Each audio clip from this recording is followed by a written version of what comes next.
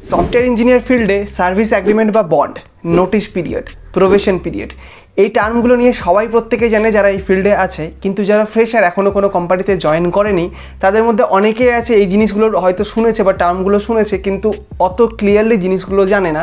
তো তাদের জন্য আজকে বেসিক্যালি ভিডিওটা। আজকের ভিডিওতে এই তিনটে জিনিসতে আমি একদম ডিটেলে ডিসকাস করব। তো যাদের মনে যদি কোনো কোশ্চেন থাকে এই তিনটে টপিক নিয়ে, আশা করি এই ভিডিও দেখার পর একদম ক্লিয়ার হয়ে যাবে। তো ভিডিওটা অবশ্যই অনেক বেশি হেল্পফুল হবে, ভিডিওটাকে শেষ পর্যন্ত দেখতে থাকুন। প্রথমে আমি ডিসকাস করব সার্ভিস অ্যাগ্রিমেন্ট বা বন্ড নিয়ে।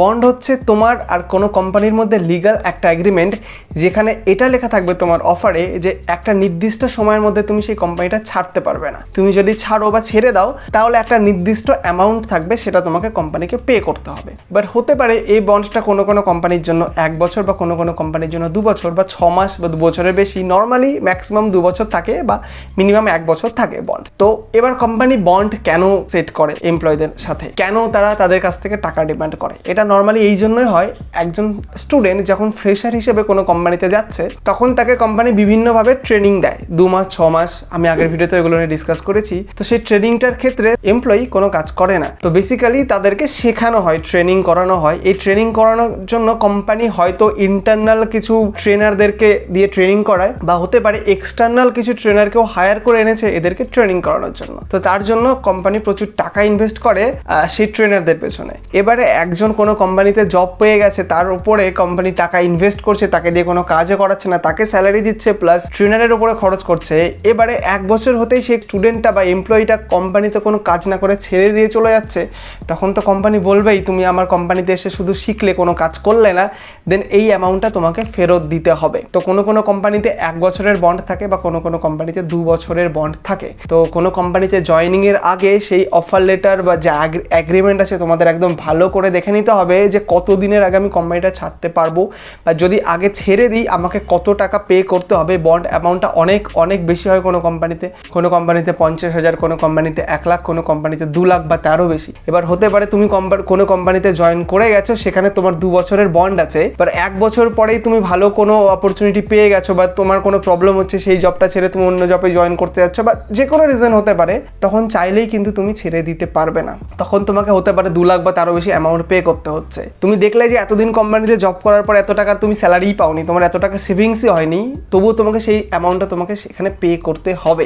অনেকেই বলে বন্ডের টাকা পে না করে গেলেও তুমি যেতে পারো, সেটাও একটা অনেক ডিসকাশনের টপিক আছে, কিন্তু লিগালি যেতে গেলে তোমাকে বন্ডের টাকা তোমাকে কোম্পানিকে দিতে হবে যদি কোম্পানি তোমার উপরে ট্রেনিংয়ে ইনভেস্ট করে থাকে। তো এটা হলো বন্ড। তো কোনো কোম্পানিতে জয়েন করার আগে দেখবে যত কম বন্ড থাকে, প্রথম যখন কেউ কোনো কোম্পানিতে জয়েন করে অ্যাজ এ ফ্রেশার, সে ভাবে বন্ডটা যত বেশি দিনের হবে তত ভালো, অন্তত তত দিনের আগে আমাকে কোম্পানি বের করবে না বা আমি বেরিয়ে আসতে পারবো না। কিন্তু কোম্পানিতে জয়েন করার পরেই তুমি বুঝতে পারবে বন্ডটা যত কম দিনের হবে তত বেশি সুবিধা। তো কোনো কোম্পানিতে জয়েন করার আগে ফার্স্ট চেক করে নেবে বন্ডটা যত কম দিনের হচ্ছে আর বন্ড অ্যামাউন্টটা যত কম টাকার হচ্ছে। নর্মালি কি হয়, এক্সপিরিয়েন্স হিসেবে কোনো কোম্পানিতে জয়েন করার পর বন্ড বেসিক্যালি থাকে না, কারণ সেখানে তো তোমাকে কোনো ট্রেনিং দেওয়া হয় না, ডিরেক্টলি তুমি গিয়ে প্রজেক্টে কাজ করো। মেনলি যখন কোনো ফ্রেশাররা কোনো কোম্পানিতে জয়েন করছে সেই জায়গাগুলোতে কিন্তু বন্ড জিনিসটা থাকে। তো মেক শিওর তুমি অফার লেটারটাকে ভালো করে গো থ্রু করে নিচ্ছ।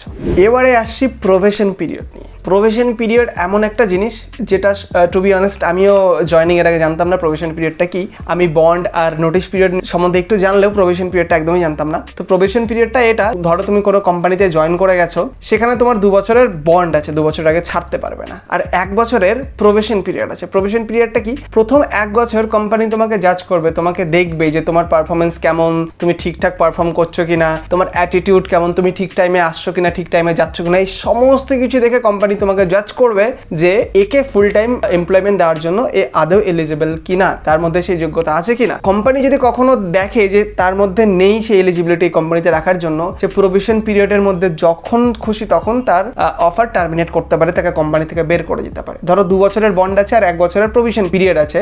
তো প্রথম 1 বছর তোমাকে কোম্পানিতে একদম ভালো মতন সমস্ত কিছু মেনটেন করতে হবে, তোমার পারফরমেন্স ঠিক রাখতে হবে। এমন হলো যে প্রথম 1 বছর তুমি কোনো কিছু ঠিকঠাক রাখছো না, অফিসে টাইম মেনটেন করছো না, তোমার অ্যাটিটিউডে প্রবলেম আছে, কোম্পানি কিন্তু যখন তখন তোমাকে কোম্পানির থেকে বের করে দিতে পারবে ডিউরিং তোমার প্রোবেশন পিরিয়ড। তো প্রোবেশন পিরিয়ডটা খুব ভাইটাল আছে ফ্রেশারের জন্য, কোম্পানিতে গিয়ে তাকে দেখানোর জন্য যে না আমি কোম্পানির জন্য এলিজিবল, আমাকে যদি অপরচুনিটি দেওয়া হয় আমি ভালো মতন পারফর্ম করতে পারবো। তো এটা হচ্ছে প্রোবেশন পিরিয়ড। দেখবে যত কম প্রোবেশন পিরিয়ড হয় তত ভালো। এবার ফুল এমপ্লয়মেন্ট পেয়ে গেলে মানে এটাই না এখন তুমি পুরো ফাঁকি দেবে, তখনও অনেক ব্যাপার থাকে, অনেক প্যারামিটার থাকে, তখনও তোমাকে ভালো মতন কাজ করতে হবে, কিন্তু প্রোবেশন পিরিয়ডটা কিন্তু অনেক বেশি ভাইটাল। এবারে লাস্ট যেটা নিয়ে কথা বলবো নোটিশ পিরিয়ড। এটা সম্বন্ধে অনেকে হয়তো জানে। নোটিশ পিরিয়ডটা কি? আমি প্রোবেশন পিরিয়ড বললাম, আমি বন্ড বললাম। ধরো কোনো কোম্পানিতে তোমার 2 বছরের বন্ড আছে, 2 বছর আগে তুমি ছাড়তে পারবে না। এবার 2 বছর হয়ে গেছে, তুমি কোম্পানিকে বললে যে আমি এখন ছেড়ে চলে যাবো, তুমি রেজিগনেশন দিয়ে দিলে, মেল করে দিলে, বা যেখানে পোর্টালে তোমার রিজাইন করতে লাগে সেখানে অ্যাপ্লাই করে দিলে। করার পরে আরও কিছু সময় সেই কোম্পানিতে তোমাদের স্পেন্ড করতে হবে। সেটা হতে পারে 1 মাস, 2 মাস, 3 মাস, কোম্পানির উপর ডিপেন্ড করে। সেটাও তোমার অফার লেটারে মেনশন থাকবে যে তোমার নোটিশ পিরিয়ড কত দিনের। ধরো কোনো কোম্পানিতে 3 মাসের নোটিশ পিরিয়ড আছে। 3 মাসের নোটিশ পিরিয়ড মানে তুমি রিজাইন দেওয়ার পরেও এক্সট্রা 3 মাস তোমাকে কোম্পানিতে কাজ করতে হবে। কোম্পানি স্যালারি দেবে, এমন না যে স্যালারি দেবে না, কিন্তু রিজাইন দেওয়ার পরেও তোমাকে কাজ করতে হবে। কেন করতে হবে? এটা কোম্পানি কেন করে? ধরো তুমি কোনো প্রজেক্টে আছো, সেখানে তুমি কাজ করছো, তোমার কিছু রেসপন্সিবিলিটি আছে সেই প্রজেক্টের। এবার আজকে যদি তুমি কোম্পানিকে বলো কালকের থেকে আমি ছেড়ে চলে যাচ্ছি, দেন তোমার সেই জায়গাটা সেখানে খালি হয়ে গেল।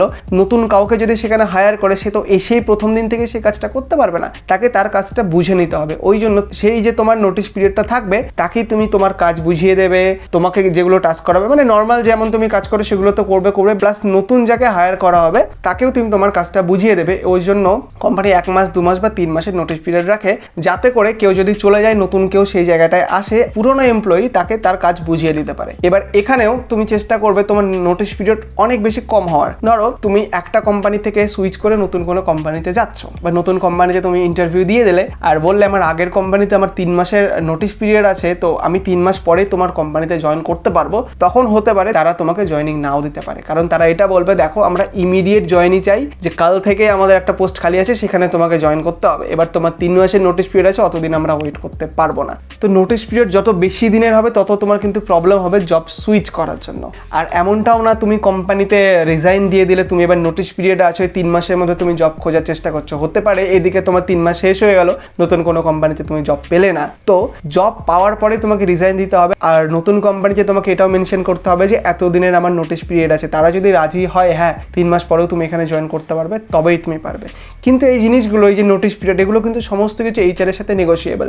HR এর সাথে কথা বলে এগুলোকে কম বেশি করা যায়, কিন্তু কোম্পানি নর্মালি কম করে না। ওরা জানে যে যেই কাজটা 3 মাসে তুমি অন্যজনকে বুঝিয়ে দেবে, 1 মাসে হয়তো পারবে না, তো নর্মালি ওরা করতে চায় না। তবুও কিছু কিছু যদি কন্ডিশন এমন থাকে, কিছু সিরিয়াস ইস্যু থাকে, তাহলে করতে পারে।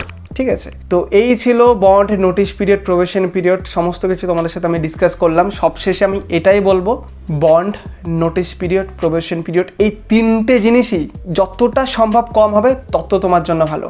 বন্ড কম হলে খুব তাড়াতাড়ি তুমি সুইচ করতে পারবে, প্রোবেশন পিরিয়ড খুব কম হলে তোমার ফুল টাইম এমপ্লয়মেন্ট খুব তাড়াতাড়ি সেখানে ফাইনাল হয়ে যাবে, নোটিশ পিরিয়ড কম হয়ে গেলে সেখান থেকে তাড়াতাড়ি বেরিয়ে নতুন কোনো কোম্পানিতে তুমি সহজেই জয়েন করতে পারবে। তো কোনো কোম্পানিতে এবার অ্যাজ এ ফ্রেশার যখন তুমি কোথাও জয়েন করছো, তুমি এগুলো খুব বেশি দেখো না, কারণ তখন তোমার কাছে এটাই ম্যাটার করে যে আমি একটা জব পেয়ে গেছি, জবটা করবো, এটা আমার কাছে বড় জিনিস। অবভিয়াসলি এটাই হওয়া উচিত, কারণ একজন ফ্রেশার যখন কোনো জায়গায় জব পায় না, অনেক জায়গায় খোঁজার পরে যখন কোনো এক জায়গায় জব পেয়ে যায়, তখন সে ভাবে আচ্ছা নোটিশ পিরিয়ড যতদিনের হচ্ছে হোক, বা প্রোবেশন পিরিয়ড যতদিন হচ্ছে হোক, বা বন্ড যতদিনের খুশি থাকুক, আমাকে জাস্ট জবটা দিয়ে দিক, এরকম তাদের মেন্টালিটি থাকে। এটা হওয়াটাই স্বাভাবিক, কিন্তু তবুও চেষ্টা করবে তোমার হাতে যদি 2-3টে অফার থাকে, সেখানে দেখবে যে যেখানে তোমার কম আছে এই জিনিসগুলো, সেখানে জয়েন করার চেষ্টা করবে। তো আজকের ভিডিওতে এই জিনিসগুলোই তোমাদের শেয়ার করার ছিল। অনেকেই আছে এই জিনিসগুলো জানে, আমি বলছি না যে কেউ জানে না, যারা আইটিতে আছে অবভিয়াসলি তারা সমস্ত কিছু জানে, তবুও যারা জানে না আশা করি তাদের জন্য এটা হেল্পফুল ছিল। ভিডিওটা দেখার জন্য অনেক ধন্যবাদ। লাস্ট ভিডিওটা ফেসবুকে তোমরা প্রায় 3 লাখ ভিউজ এসেছে ভিডিওটাতে, তার জন্য তোমাদের অনেক অনেক থ্যাঙ্কস। আবার সবাইকে বলছি ভিডিও ইউটিউবে গিয়ে দেখার চেষ্টা করবে, কারণ আমি ইউটিউবে সবার কমেন্টে রিপ্লাই দেওয়ার চেষ্টা করি, ফেসবুকে থাকি না একদম অ্যাক্টিভ। কারো কোনো কোশ্চেন থাকলে এখনও কমেন্টে করতে পারো। খুব তাড়াতাড়ি দেখা হচ্ছে নতুন কোনো ভিডিও নিয়ে, নতুন কোনো টপিকে। আজকের মতন টাটা।